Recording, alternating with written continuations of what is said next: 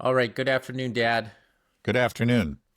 Today is Friday, October 17th, and I feel like things are getting kind of crazy out there. How are they really crazy, or is it Well, just in my they've been mind? crazy for a while. But is it Yeah. getting crazier? I mean, right Yeah. now I'm Well, just thinking, I think that you could say that about any day or week over the last several years. Yeah, things are getting crazier. Yeah, they're crazy out there, and they're getting crazier. But yeah, well, there's been maybe an upsurge, a little acceleration in the craziness. I agree. Um, some very interesting things going on. how worried should we be? Well, um, I think we really should be worried by all this Tomahawk talk, right? That is a serious escalation. And I think it is the reason for this Putin Trump phone call and the scheduled summit in Budapest. That's my guess. It's hard to know exactly what's going on. The Russians aren't are tight-lipped about this, but I think that it probably does have something to do with the tomahawks. And there's Do you different ways think? we can look at this. But anyway, yeah, go ahead. Well, I was just saying, do you think that Trump and Putin apparently had a phone call? Do you think that Putin told Trump that like, hey, this is essentially a declaration of war that you and like because we've been talking about it on Wednesday. We said that these are old missiles. They're from the 80s. They fly at subsonic speeds. Right, There's the issue with just the launchers. We don't know how they're going to be able to launch them, and if right, they do launch them, it'll probably be in very small volleys. Whereas we see Russia sending much more powerful missiles in daily, and right, Ukraine has been standing, and they've been doing this for a year. So the idea right. that this is going to really do a lot of damage to Russia, I don't think anybody really believes it. But it is just the fact that we are shooting a missile into Russia, which is just crazy. If Russia just have it, because I was talking to my buddy about it because we had we were looking at Polymarket before and placed some bets on the Venezuela one, and I just texted him like, "Hey man, look at the odds for firing Tomahawk missiles into Russia," and he's like, "It's just so crazy that's even a thing that I'm even looking this up." Right. But I will say that Polymarket, it had on the 14th the odds of shooting a Tomahawk missile into Russia by the end of this month at 32% just 3 days ago. It has dropped all the way down to 11% now. And I think that's because we're hearing some, probably what I'm imagining, some firm rhetoric from that private call between Trump and Putin. Is that what you Yeah. think? Probably. That now again, we've talked about this extensively. It's not clear exactly, first of all, how many tomahawks can be sent to Ukraine. At the low end, we've heard 20 to 50, but others say there is apparently a stockpile of at least 4,000, 4,500, and others argue even more if you take into account some of the older models that possibly could be the ones that are sent to Ukraine. Yeah, and there's also conflicting reports about the launchers. There was an effort to make a practical launcher, that the sort of thing that Ukraine could use, and then we don't know if that actually ever succeeded. Maybe it was put on hold, but could start it up again, and at some point in the near future, this could become clear. So anyway, there are a lot of questions about exactly how many missiles and how they could be launched, but there seems to be a real intention to do that. We're just getting a lot of signals from Trump and from others in the administration, and and of course the chorus of support from the European leaders. Yes, and the tomahawks, and this is just as you just said, and we've said previously. This is tantamount to. It's more than tantamount to. It is a case of NATO, the U.S. actually firing missiles deep into Russia, to Moscow or St. Petersburg or beyond, well beyond. I mean, and that's in itself, even if they're slow missiles, even if they're, the Russian air defense can with confidence shoot down better than 90% of them. If you send enough missiles and you fire enough at once, something's going to get through. And what happens if it hits a target in, I'm not going to even say the Kremlin, but a target in Moscow and does serious damage, takes out a building, takes out a facility right there in Moscow.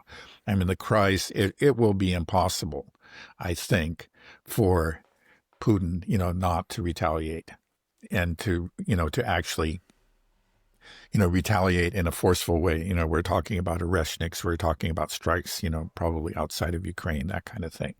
And then we're put on a very, very dangerous course. So we're looking at, a very scary situation. This was, even under Biden, nobody even talked about Tomahawks, and now we're talking about it. And now Putin has been very restrained in his response to this talk, and to the frustration of many within Russia. And we've discussed some about why he's taken this approach. But now this sudden decision by his to actually call Trump, in this case it was Putin. I think maybe that's the first time that's happened, since Trump has come into office. But Putin initiated it. And they spoke for nearly 2.5 hours, and they've arranged this meeting in Hungary.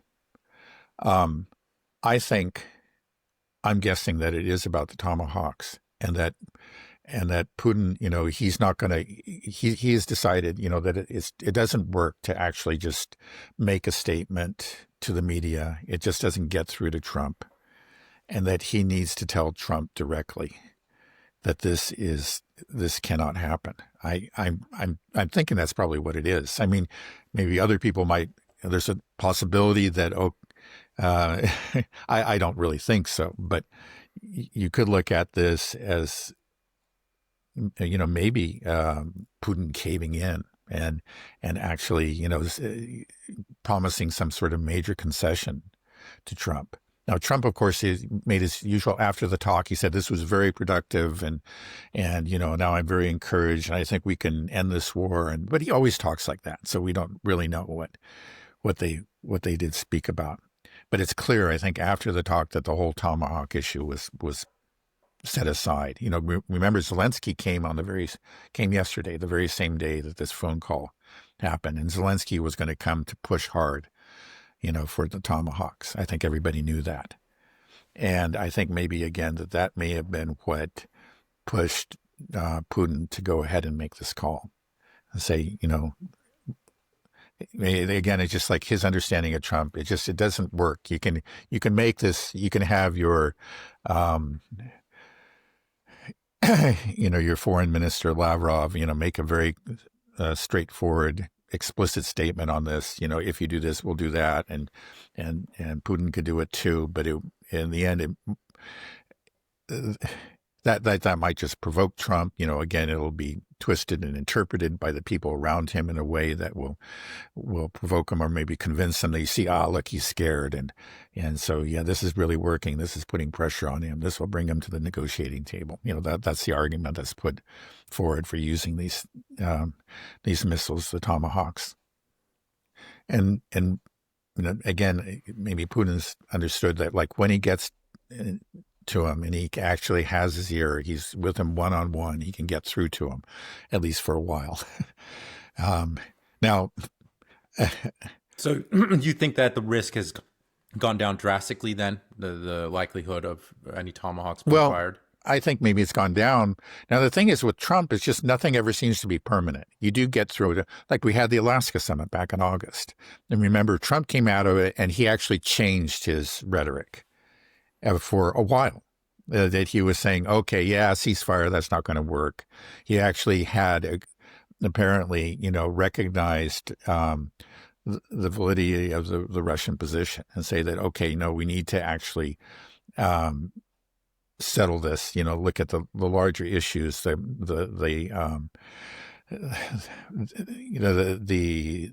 causes of this conflict. We have to address those before we have a ceasefire. We can't just have a ceasefire. That's, again, just putting the cart before the horse. And it seemed like he actually heard the Russian argument, and he accepted it for a while. And for about 2 months until pretty recently, he repeated that. But But now he's actually recently, starting about a week or two ago, he's been talking about a ceasefire again. And which doesn't surprise me. I remember back when I heard that, I said, okay, yeah, well, Trump has actually been convinced of this for a while. He's Trump. So that's the thing about with the Tomahawks. Maybe this is something a little bit more serious that'll really get through to him. He'll understand that this is just would have disastrous consequences and that he'll stick with it. Maybe he'll be convinced by Putin. We're assuming that's what they're going to talk about, that, okay, you can't do Tomahawks. And then he'll come out of it and he'll stay with it. We hope so. But he's Trump. It may just be a few months and then we'll hear talk about Tomahawks again. Because there's all those people around him that will start working on him. And eventually they get through to him.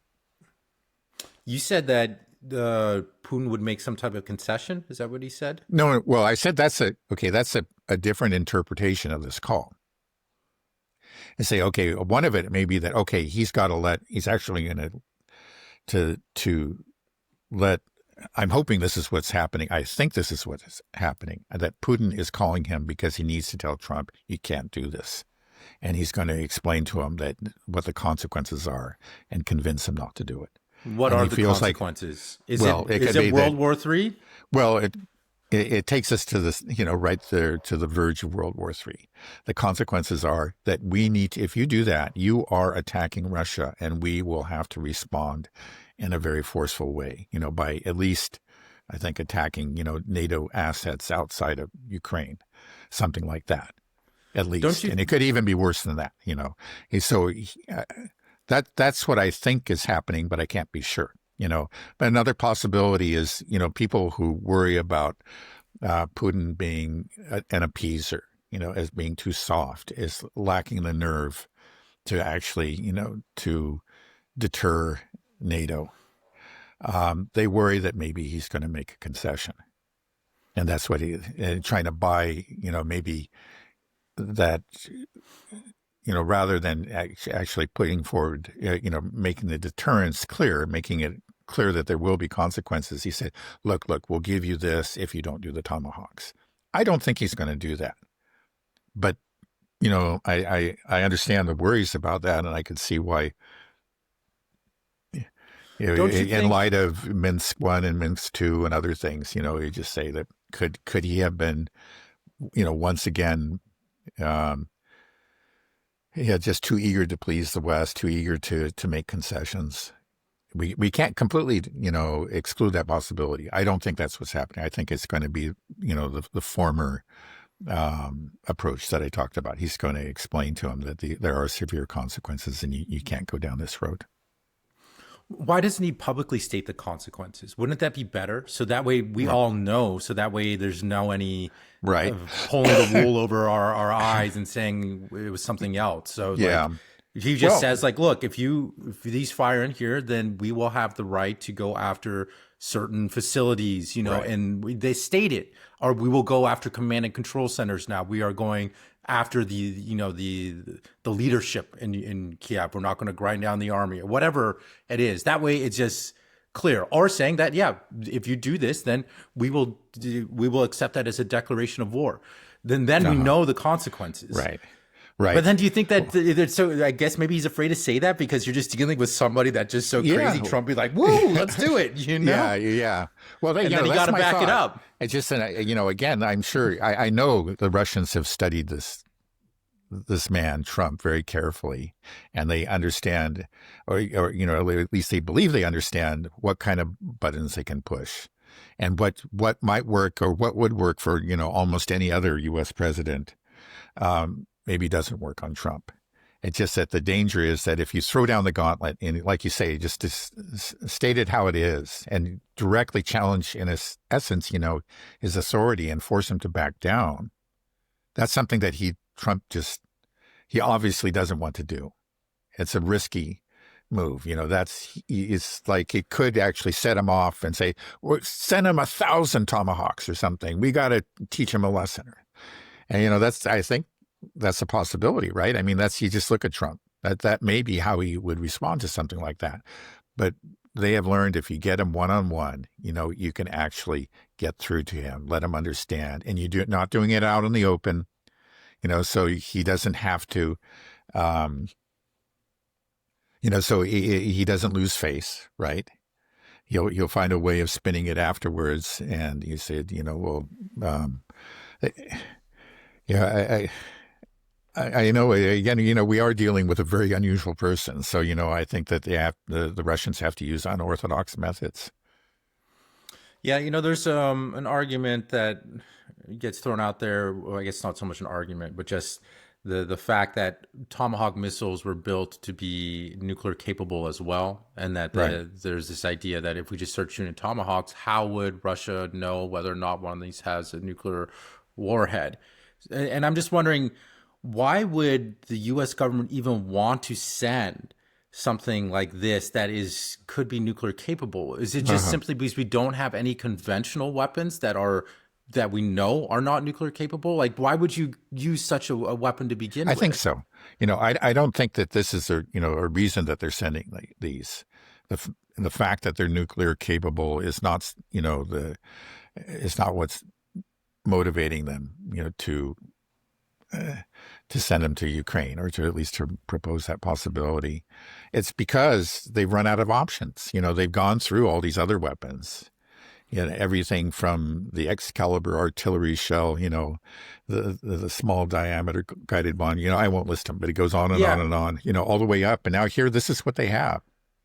But hold on just a second, because we've provided them the HIMARS, we provided them the ATACMS, Right. and you told me that, and then I looked this up as well. The ATACMS aren't even in production anymore, but we run out of those. We're running out Uh-huh. of everything. Now we're sending the Tomahawk. Did we just stop making missiles? Like, did our missile tech producing capacity just like in the 90s? We just like we won the game. Let's just turn the machines off. Like, what happened? Yeah, that's an interesting question. I mean, it's a lot of these are older missiles. Again, so where are the Russians in the last few years have come out with a lot of new missiles, and the Chinese a ton, and the Chinese, right, and the hypersonic, Iranians. and right, and that this is something that we have.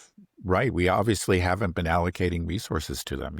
We're talking about, again, a missile that came out in the 1980s. I think its development started in the 1970s. And ATACMS, they're old. That's the reason they're not being produced. We made a bunch of them, I think, in the early 2000s, and then we stopped making them. And then, you would think that something else would come along.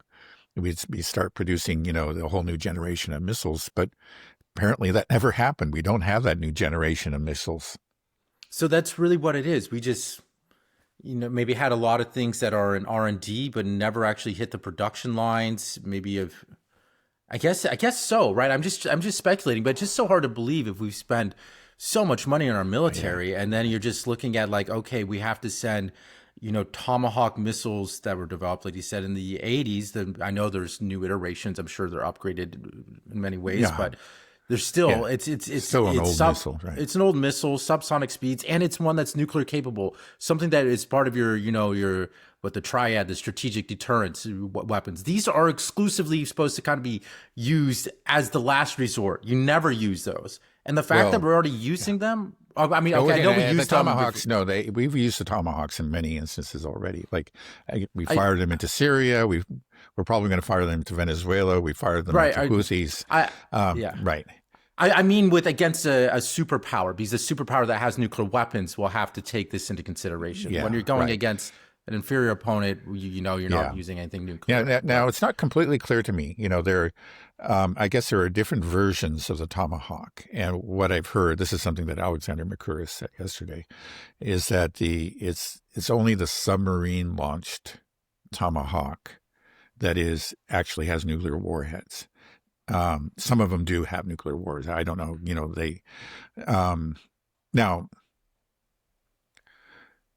Now does that mean that the others can be easily converted? Can they actually still? They don't. The other versions don't, which is mainly the ship-fired versions. Basically, when we say the other versions, is it truly nuclear incapable, or is it, with a slight modification, you can actually load a nuclear weapon on it? Now, if one of these, if a missile, a Tomahawk, is flying at Russia, will they be able to distinguish between the different versions? Well, I think, again, there's some ambiguity there, but ambiguity is, in this case is very dangerous. It really is a question. If I don't know that they can be 100% certain that the missile coming at them is not nuclear capable. And if it is nuclear capable, they are put in a very, very dangerous situation. They're forced to make a very, very consequential choice. We'll just say, to use a euphemism. Yeah, it is. It just. I think it is just another just sign of just our weakness, having to pull out this missile and threaten. And it just. Yeah, absolutely. It's insane. Right. That's the only reason that we're here, that we're even talking about, is because everything else failed. It didn't happen under Biden. In the end, he pushed the ATACMS at the end, but that failed, and we didn't even have many of them. No, he didn't go to the Tomahawks, but probably if it was Kamala Harris now, we'd be talking about him too, because everything else has failed, and they only know how to escalate. When we were firing the HIMARS and ATACMS into pre-2014 Russia, there was this, if you listen to Western media, it was just like, well, we're just giving these to the Ukrainians, and the Ukrainians are the ones shooting them in. Even though we knew that we were providing satellite data, there was personnel on the ground, but there was still that pretense. But here with the Tomahawk, are they even trying to make that argument? Because it's clear that this will be completely U.S. operated. You're not going to be able to get this type of system in and train people. No, it's clear that this is U.S. operated. I think I haven't heard any dissent on that. Unfortunately, it's not making it out into the mainstream media with some exceptions. I think it was the Financial Times that yesterday came out and said that. So it's there, but most people don't read the Financial Times, and so by and large, people are saying, yeah, why not? It's not fair. The Russians are firing these missiles into Kiev every day and doing all this damage, and we'll give them some missiles so they can fight back. And that's the way it's presented. I think that's well over 90% of Westerners think that that's what's going on, and they can't see, well, why not send these missiles? It's only fair. And that all-important fact that these are U.S. operated, they will be U.S. missiles fired by U.S. personnel into Russia, that's just not making it through. I know that, again, about the ATACMS, I know that Putin made that same point, but it just wasn't reported within the West. Now, so it seems to me that, the Russians should be working hard to make that clear, to get that message across. And you can't just say it once or twice because it'll be ignored. You have to say it again and again and again. And I don't think they've been doing that.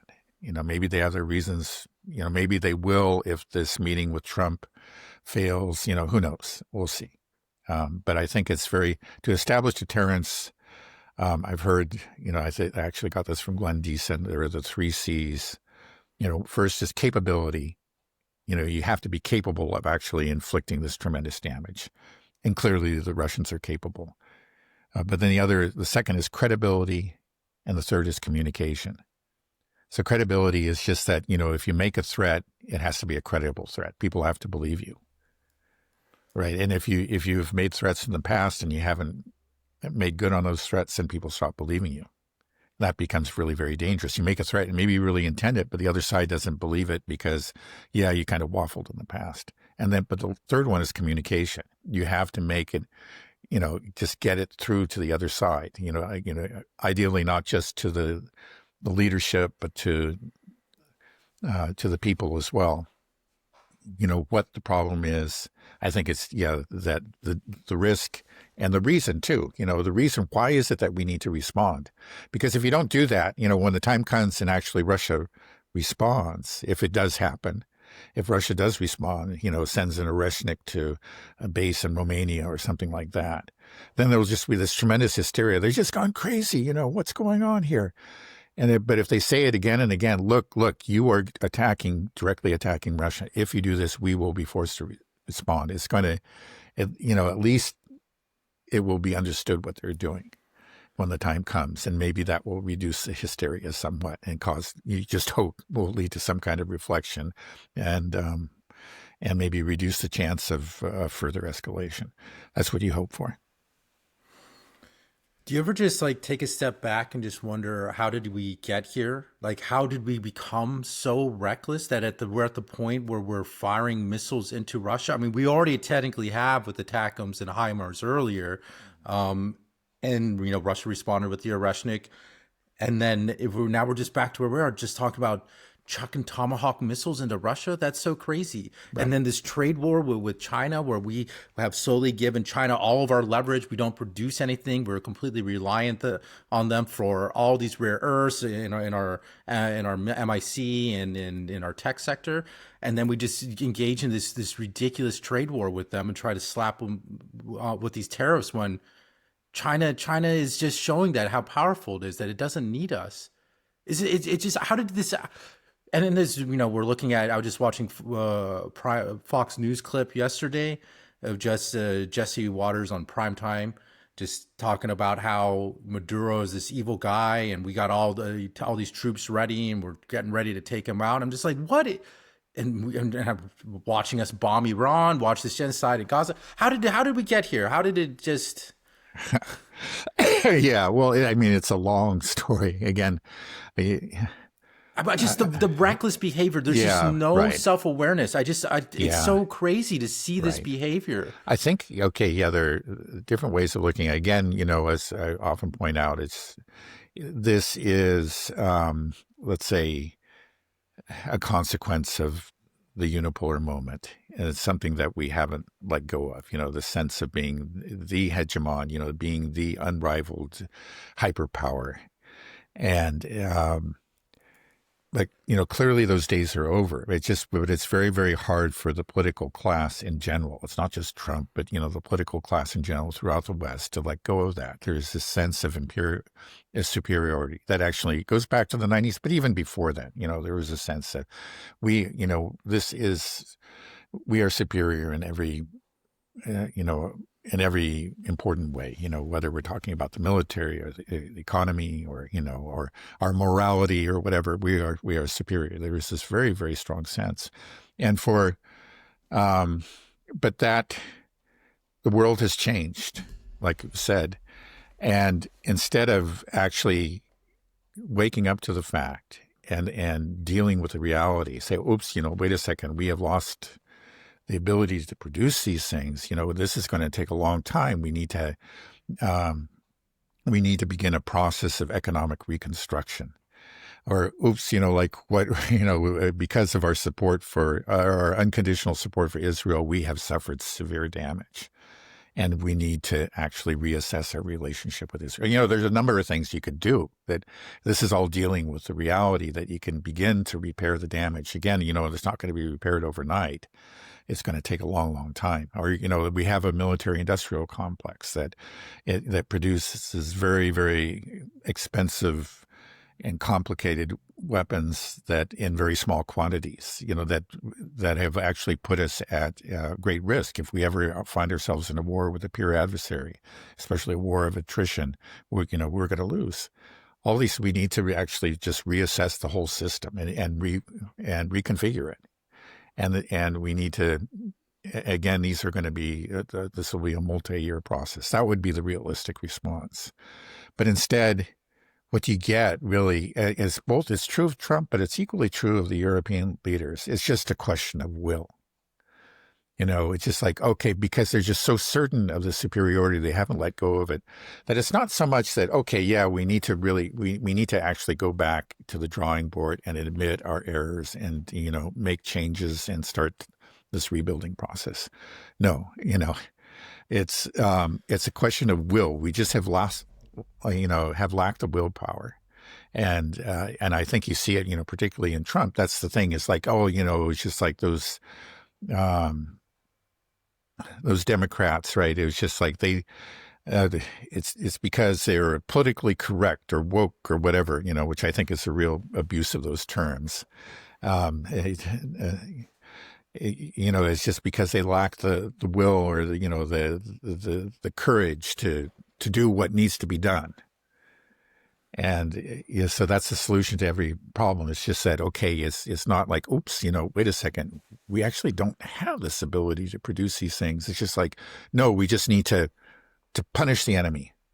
we need to whatever. Again, it's always just an exercise of the will, again, which ends up being just these displays of chest thumping, really. That's what it ends up being, without ever actually getting to the root causes. Right. I mean, I understand that argument, but it's been so long that I feel like reality has hit these leaders in the face. I'm just surprised that it's not breaking through to them, or there's just a refusal. I don't believe that it's just this constant delusional state, or is it? I mean, like, why? Well, it certainly appears to be. That's what I can say. I mean, it really. Well, they said, I think they really seem to believe it. I mean, you would think you would find some real dissent and occasionally you get a statement or whatever that seems to be a partial recognition of the reality, but it never amounts to anything. You get those kind of statements from Macron, for example, but.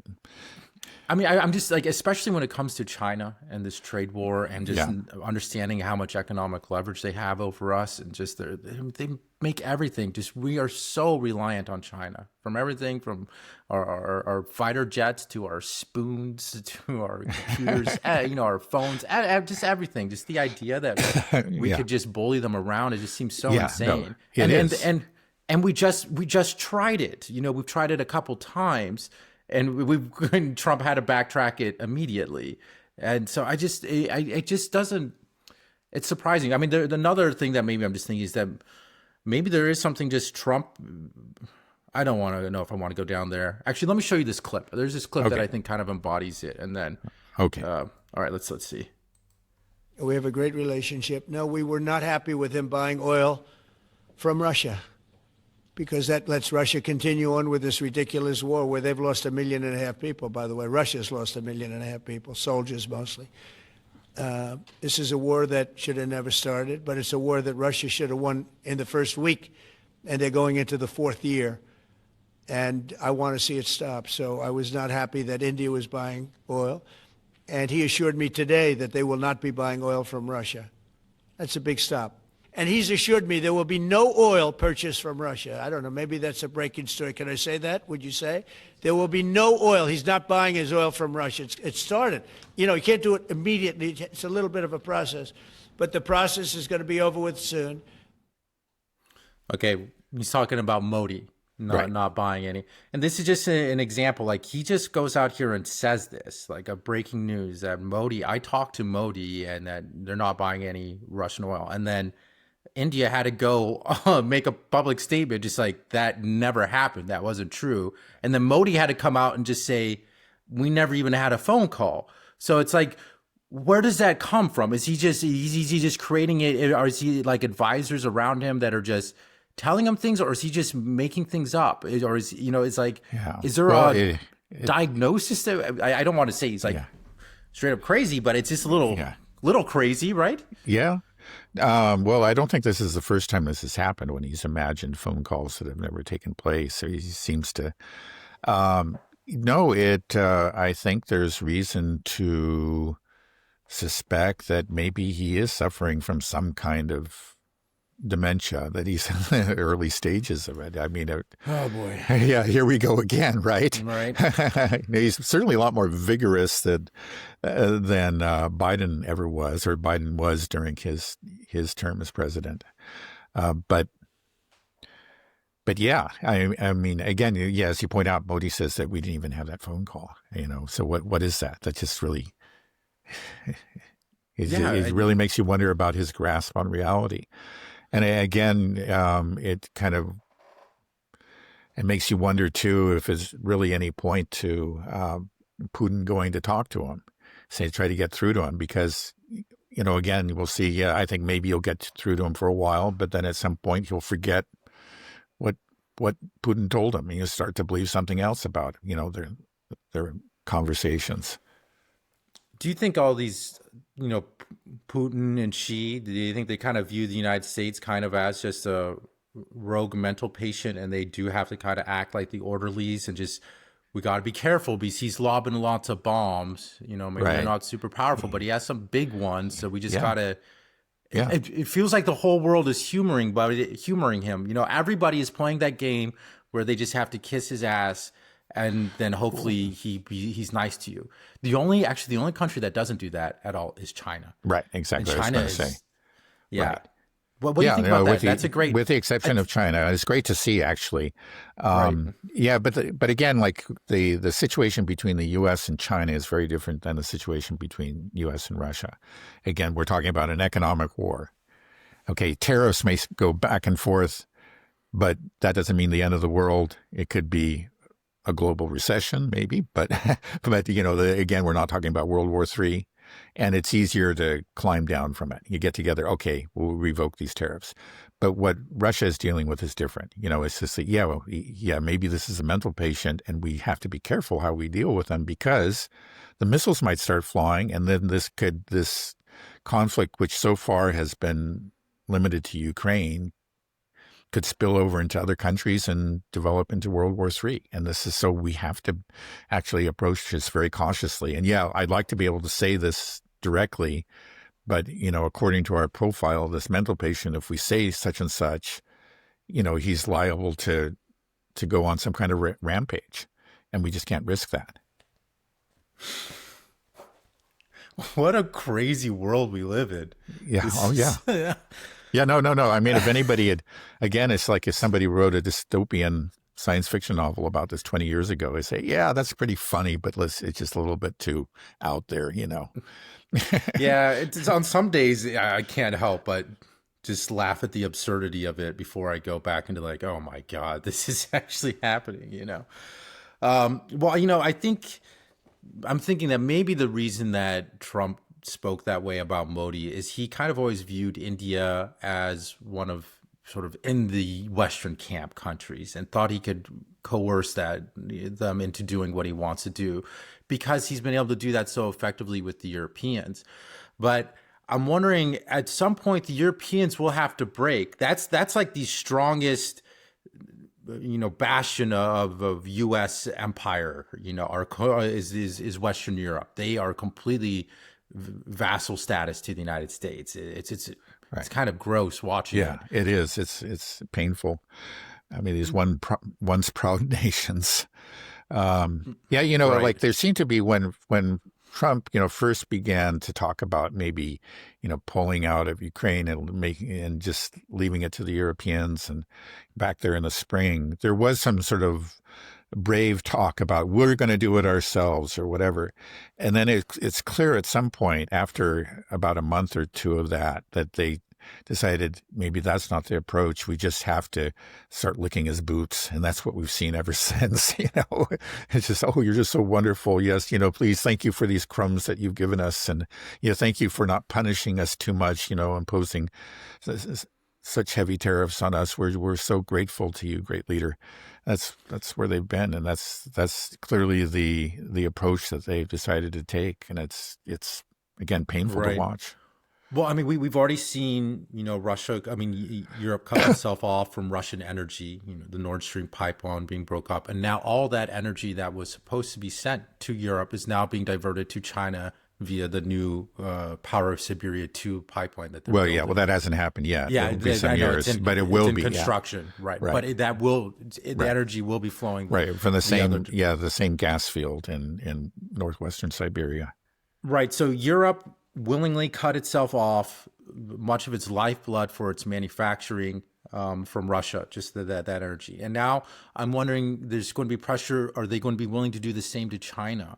Because we're already seeing, pressure that they want the Europeans to sanction or put tariffs on them and, put pressure on China as well. And you're just wondering, Europe was damaged so much from cutting themselves off with Russia. If they cut themselves off from China, then it's like you're completely dependent on the United States now. And the U.S. is just going to use and abuse you, and then you're going to be left with nothing.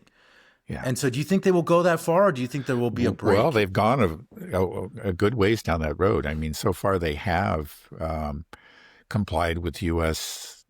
demands, for sanctions or higher tariffs like on the electric vehicles. And then very recently, of course, there was essentially the seizure of that Chinese company in the Netherlands. And they did later. The news came out, which is not at all surprising, that it was done at the behest of the U.S. Again, and then China immediately responded. This company, it was there in the Netherlands, and it was essentially a subsidiary of a Chinese company, a larger Chinese company.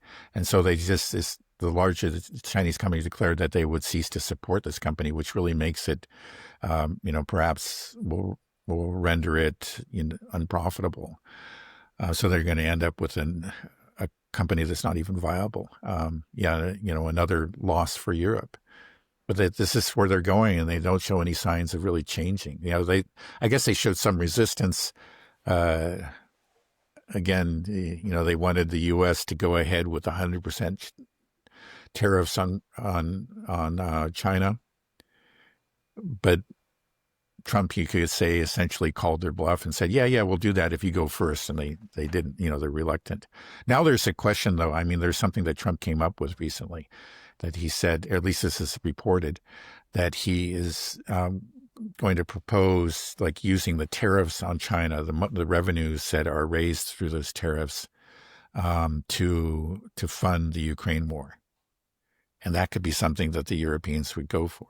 But the Europeans apparently would have to go along with and impose their own tariffs on China. Why would they take such a risk? Don't they understand how damaging that is? What are they so afraid of? Or why are they afraid if the U.S. empire collapses? I know they're they're supposedly the beneficiaries, but they're being forced to be in this, NATO, how much protection is it really offering them? And they're forced to spend now, they're trying to push up to 5% of their GDP to buy overpriced weapons that we don't have enough of, that don't work very well, instead of, Oh, no. What's the argument? It's a very sorry spectacle. It's just the current crop of European leaders are just seem to have unable to actually think beyond vassalship to the U.S., that they have become mentally, they have become vassals of the U.S. And I think it's the result of a long process and a deliberate effort, actually, on part of the U.S. to cultivate people that were just devoted to U.S. leadership. And it seems to have succeeded. Again, it was not even too long ago. Even if we go like 10 years in the past, we had people like Merkel that were kind of transition figures. They were halfway there, but they still showed some sort of independence. Like, for example, she did support Nord Stream in spite of U.S. pressure. And then you go another 10 years or so in past, and you found people that were really independent. Again, we had the French president, I guess, was it Mitterrand at that time?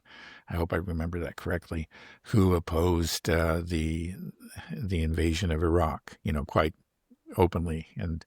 But now you're just not going to find that. It's just whatever the U.S. chooses to do. All these leaders have been replaced with neocons that look to U.S. hegemony, and it's been a process of kind of mental subordination, you could say. It's hard to explain how it could have happened, but it's happened. That's what we have. I mean, I think it's quite pervasive just amongst European people in general. I talked to, a few of my friends. I have one buddy that lives in Brussels, and he was saying that, just, when it comes to Russia, it's like everybody is all on the same page. Maybe he's in Brussels, probably the belly of the beast there. But there's also, I remember something. I have a good friend in Norway, and I remember talking to him a long time ago, and he was saying that, like, well, we love America because we'd much rather be ruled by America than by China. And I just thought that was such a weird thing to say. I was like, what do you mean? How about you don't be ruled by anybody? You're Norway. You're way up here. What are you talking about? Like this. But there was that, just sort of that mentality. It's like, well, if it's not the Americans, they're more similar to us. I like their movies and their comedies. It's fun. I don't like the Chinese, so we better stick with it. Like that's almost, I think, sometimes the mindset people have. Like, well, if it's not the Americans, it's not great with the Americans, but it'd be way worse under the Russians or under the Chinese.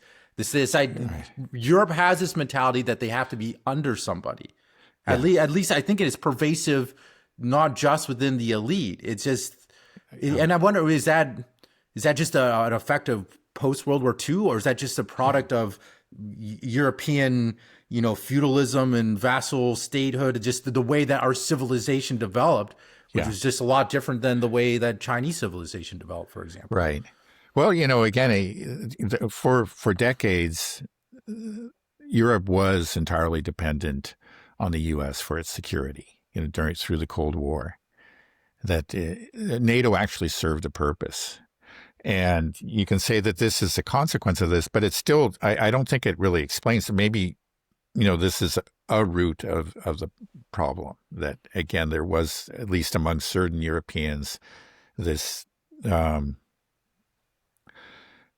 was this tendency developed, more than a tendency. It just became a reflex. It became, for them, just axiomatic that, okay, we simply have to follow the U.S., for our, we're dependent on them. Without them, somebody else is going to rule over us. And again, like if you're going back to the 1960s or 1970s, that wasn't such a ridiculous thought. Maybe the Soviet, if war broke out, the Soviet Union could really have the ability, if the Americans were not there, to occupy all of Europe and to impose their will as they had imposed on the Warsaw Pact. But those years are long gone. And you would think, when with the fall of the Soviet Union, beginning with Gorbachev and his appeal to a common European home, that there would have been a response to that. And the rise of the EU was actually a chance to establish kind of a European independence. Now we have our chance. Now it's over. We had those years of the Cold War. That has come to an end. Now Europe can actually stand on its own 2 feet. But that's not what we've seen, and I find it difficult to explain. I know that there actually have been real efforts, again, by the U.S., by the CIA and so on, to actually cultivate this dependence, and a lot of those those didn't cease with the end of the Cold War. They continued. And you can point to that. But it just seems like if you had, there has to be something wrong with the Europeans themselves to have actually submitted and allowed that to have happened. There was Right. just a certain apathy and just sort of just a lack of drive and self-respect. Again, like you just look at the Germans and say, how can you let this happen? I think clearly the Americans were behind the Nord Stream explosion, the destruction of the Nord Stream. But even if it wasn't the Americans, and you go with this other story that they've come up with, that it was the Ukrainians, why aren't you, up in arms about that? So, well, they just destroyed our, basically our most important energy infrastructure. And, well, what can you do about it? There should simply be outrage about that. It just seems to me, no matter what, even if you favored a different sort of energy mix or whatever, you cannot let other countries attack your vital infrastructure. And you should respond, like you're actually an actual sovereign nation, self-respecting people.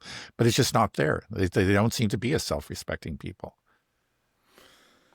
Well, let's see how far it'll go. I mean, if they're willing to just be hoisted on their own petard, I don't know if that's used right, but well, to some extent, so you can.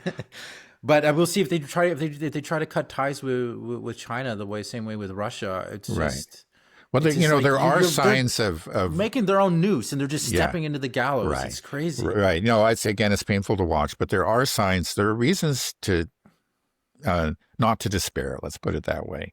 I mean, there is Hungary, there is Slovakia, now we have the Czech Republic, which to some extent too is joining that dissident group. You have movements within some countries. The AfD, maybe it has its less appealing sides, but it seems to be. I've heard a lot of these people, like for example on Glenn Deason's show, AfD members, and they're very intelligent, and they really seem to understand what's going on, and they are proposing a true alternative when it comes to foreign policy. So there are these movements. Europe hasn't died, but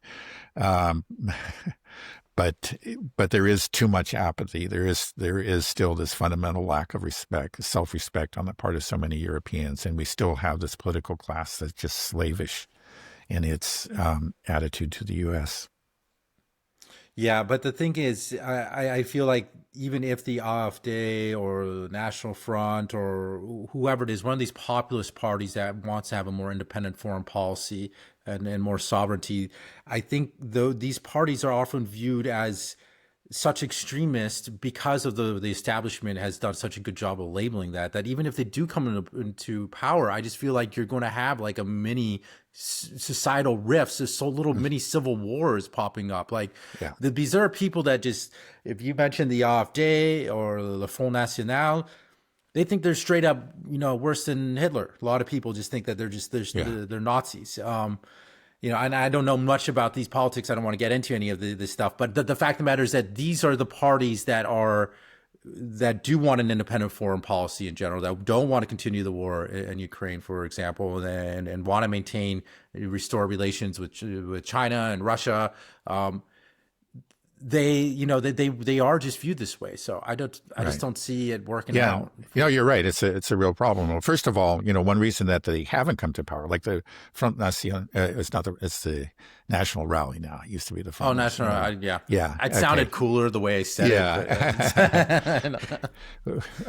I guess it's the Rassemblement National or something, but we'll just call it the National Rally.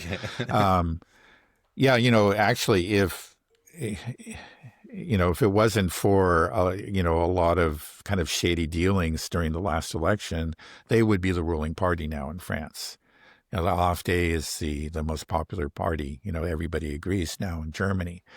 Yet, they've been kept out entirely from, let's say, the corridors of power. And there's no sign that the establishment is going to let them. They will. For the reasons that you give, the political class is going to fight tooth and nail to keep them out, and they'll resort to all kinds. We've already seen the various things they've done. The charges that or the conviction against Marine Le Pen, efforts to actually ban the AfD, and. I think if it comes to that, it looks like either of these powers really might take power on the verge of it. Who knows? We may just have a coup d'etat, or maybe declare democracy is temporarily suspended in order to save democracy. So it is. It's going to be hard. It's going to, even though we do have this establishment that shows no signs of any, reassessment. There's no self-reflection. They seem very much committed to this self-destructive course. And if they are challenged, they will do what they can. Again, we've seen what's happened in Romania, Moldova, and I think that that's become the new playbook. It's just like if you do have a real challenge to our party, we will suppress the opposition. We will, we will do what it takes and to keep them out of power. Well, there's no dirty trick that they won't resort to. Mm-hmm. Yeah, I think it can be kind of just frustrating watching the Europeans. But I feel like, once things really start to be, I think they're able to just keep it going because life hasn't gotten really awful for most people in Western Europe and the United States. So they're just kind of able to just keep the status quo. But at some point in time, I think what we'll see is that when their pocketbooks are really getting hit, and it could be even, I don't know how soon this would happen, but I mean, if the winter is really tough, we might see energy prices go real high. And then I don't know what's going to happen with this trade war with China, but if the whole Western financial system starts to collapse, that might be the only thing that wakes people up. Because I think it's easy for us, it's frustrating for us to watch it because we're so aware of the problem. We're just watching it. But for most people, they don't see the house burning down. They just kind of feel like something's a little off. Yeah, right. And again, for most people say, actually, it seems I got to tighten my belt a little bit, but I'm still doing pretty well. And I can buy, I can still get those, the things that I want at the store and and go home and watch Netflix. Right. And at the end of the year, there's still a little bit of money in my account, and that's fine as far as I'm concerned. But at some point where they can't even do that, I think maybe that's when they'll hit the streets. I don't know. Right. I think so. Well, it doesn't look rosy for Europe, but yeah, especially for Europe. I mean, again, yeah, the U.S. economy, yeah, there are obviously a lot of dark clouds on the horizon, but Europe is already in trouble. The recession has already hit parts of Europe, in particular Germany. Okay. Well, do we want to talk about? I don't know if you want to go into some updates on Russia, just in terms of the front lines, or if we want to finish up on Venezuela or something on Gaza, Iran. Yeah, I guess I wanted to maybe just first let's mention Venezuela. There's still there. Recently, there have been, I guess the U.S., what they're doing, that seems to be their strategy, is they're just increasing the pressure on Venezuela. So they've actually had, their, I guess, I don't know what aircraft. It actually escapes me right now. But they've sent their their military aircraft right up to the edge of Venezuelan airspace and then turned back. They've sent helicopters up. They're doing what they can, I think, just to increase the pressure. And then Trump came out with a statement recently that, yeah, the CIA is there, which is kind of a weird thing. Usually you don't say the CIA is there, but it's just maybe, again, a part of an effort to add to the pressure and maybe to get somebody within Venezuela to act on behalf of the U.S., to carry out a coup, to claim that bounty on the head of Maduro. So I think that we're going to see this until finally, it becomes a direct military action, an operation of some kind. And Trump has openly threatened this. He said that, we're going to go from the sea to the land. So we'll see. Anyway, it looks like there's no reason to think that that we're going to avoid some kind of operation in Venezuela, unfortunately. And then let's say with just comment quickly on Gaza. We find Trump, we've said like the only way that this 20-point plan could possibly be implemented is if the Trump really pushes it hard and just keeps the pressure up on Netanyahu. And what we've seen so far, I think, is we've seen a little bit of that. Like, for example, the Gazans, Hamas is supposed to return the remains of the dead hostages. And they've returned some of them. I think maybe 10 at this point, but still less than half of the hostages. And they say they're frankly having trouble finding them. And that does not seem like some sort of wild excuse. And the Israelis have basically leveled all of Gaza, or something like 80% of it. And so they're just piles of rubble. You get back, they don't even really recognize where they are. Well, we had them here. Was it here or was it over the next block? And then if it's here, how are we going to get down there? It was he and those who were guarding him were in the basement of that building that was destroyed, and we don't have the equipment. It's going to take a while. And some of those bodies will never be found. Now, Netanyahu and his people have been trying to use as an excuse, to say, okay, clearly Hamas is not abiding by the ceasefire, or they're not holding up their part of the bargain, rather, and then so this is, it's off. That's what Netanyahu wants to happen. But Trump has actually avoided going there and has said actually in defense of Hamas that it's going to take a while or whatever. So it's clear that, he to some extent, he is keeping the pressure on Netanyahu. He's trying to make it go forward. But on the other hand, we have the Israelis just clearly violating the ceasefire. They're still killing people every day. Instead of dozens of people, they're killing, we're talking about single figures, but they're still killing people every day.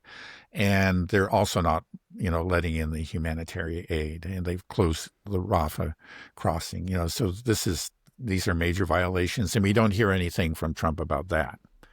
So, this is what we're going to see. And we'll see, I'm afraid that, Trump over time will lose his enthusiasm. He'll be beaten down by all the people around him, and that he'll eventually accede to Netanyahu's demands and say, "Oh yeah, Hamas is in violation. Too bad. That I had the most incredible peace plan ever, but Hamas, they and because of their stupidity or whatever, Israel is going to be forced to go in again."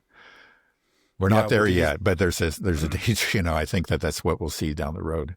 Well, did you see that tweet that he truthed on Truth Social? He tweeted out yesterday, "If Hamas continues to kill people in Gaza, which was not the deal, capital D, right, we will have no choice but to go in and kill them. Thank you for your attention to this matter." Right. Now, he said contradictory things about this. He also said, well, there's some bad people that Hamas needs to deal with, and they do have to maintain security. He actually did say that. But then, I think he most recently came out with his tweet. So, we're getting conflicting signals, and that's not a good sign. We're right at the beginning of this, and already he's shaky on this. I think Trump's brain is just mush, and nobody's, everybody around him they're all sycophants, so they're just telling him what he wants to hear, and it makes Trump feel good, and it just whoever's whispering in his ear, and then he's able to regurgitate it, and then he just makes up the other 10% that he can't figure out by himself. Yeah, or maybe the other 50%.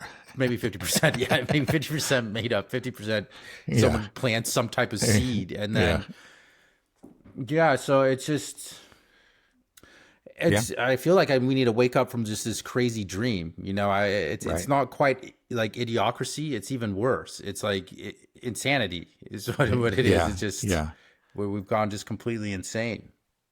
Yeah, no, it is. I don't think you can really exaggerate, the insanity in this case. It's only been 9 months of this presidency. Right. we got almost 40 months still to go. Yeah, and months left. Right, and unfortunately, is say again, what this presidency followed another presidency that was pretty insane. And the last too. one was That's just. right. There's a whole thing. It's just like, do you think we're going to make it to the end? I don't know. Do you think we'll have another election here in this country? I mean. I think so, one. but there are reasons to worry. I'm at this point, just like, well, who knows? It's almost like, just we all know it's collapsing. We all know it's imploding. I hope we can just all realize that we don't really need the government, that we can take care of each other, and that things don't fall apart and go into pure chaos, and then we have warlords roaming through Appalachia. It's we'll see. We'll see. I hope we can all stick together and come out fine. But just the fact, what the government's still shut down, right? Last I checked. Well, I don't know. Yeah, it's just our government shut down, but we're going to go to war with Venezuela. We want to shoot missiles, Tomahawk missiles into Russia. We want to engage in this trade war with China, even though they make all of our stuff. Just, I don't know. We want to go to war with Iran, I guess, as well, and we'll help. We'll get the genocide started back in Gaza before too long, and it's just I don't even have a punchline. It's just it's just right. Yeah, what can you say? Yeah, what can you say? Okay, well, let's try to have a good weekend at least. Okay, well, again, Anything else you want to say? Yeah, again, we're going to talk more about what's happening like on the battlefields in Ukraine. But again, I think this meeting, the scheduled meeting between Trump and Putin was very important in the whole issue of the Tomahawk. So, that's why that just came out of the blue. And then, but we'll get to it. Well, I think it's a great thing. And, the markets show that, right? Like I said, 3 days ago, it was at 32% chance of shooting Tomahawk missiles. It might have been by the end of the year, Tomahawk missiles going into Russia. And then after the phone call and the meeting, it's dropped down to 11% when I checked this morning. So, but again, it's just who knows what poly. There's not a huge market cap on that bet, but right. But But who knows? Yeah, it's Okay. it's just crazy. But even then, I mean, even if it is 11%, that's just still crazy. Right, right. That's Yeah, and then even if, again, Putin succeeds in persuading Trump, who knows how long that's going to stick in his mind at some point. Do you think that the a few months Tomahawk down the road. missiles?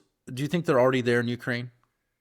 I don't think so. I mean, I know a lot That's of what they people did think, with the ATACMs. right. That has happened in the past. I mean, but I guess who knows? Who knows? It's just like we're never told what's actually going on. I have no idea. They could be. Again, that has happened with other weapon systems. They could be, but again, these are so sensitive that maybe I don't know that the decision has actually been made. We'll see. Okay. All right. Well, any final words? No, I think we've said enough. Okay. All right. Thanks a lot, Dad. All right. Okay. Have a good rest of your day and a great weekend. Okay. Very good. All right. Bye-bye. Bye-bye.